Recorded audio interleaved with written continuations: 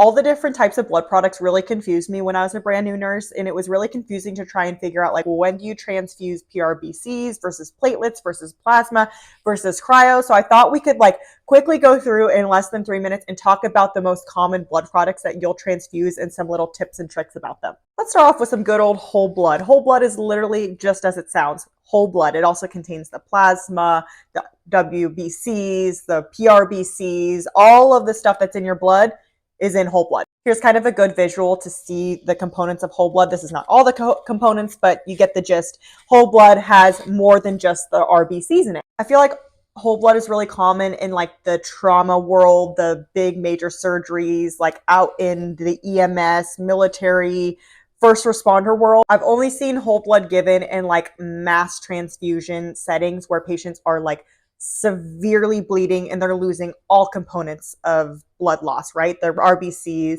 plasma, platelets, everything. Next, we have PRBCs, or packed red blood cells. These are literally just red blood cells. It gets rid of the plasma, the platelets, all of that other stuff, and just gives patients the PRBCs. Red blood cells can also be given in mass transfusions as well, but you're going to need to give not just the PRBCs, you'll also need to supplement with like your plasma, platelets, cryo, all of that. Typically, I'll see PRBCs given in patients that have a low hemoglobin, whether that's from anemia or that is from blood loss. I would say PRBCs is probably the most common thing you'll transfuse in the hospital bedside world. Next, we got platelets. Platelets, right here, they are yellow. You'll see platelets given in patients that have low platelets, or if you are doing like mass transfusions and you're giving lots of PRBCs, like I said, you'll also give platelets with that. You'll typically not see platelets given unless the platelet level is super low. It depends on the patient and if they're actively bleeding or not,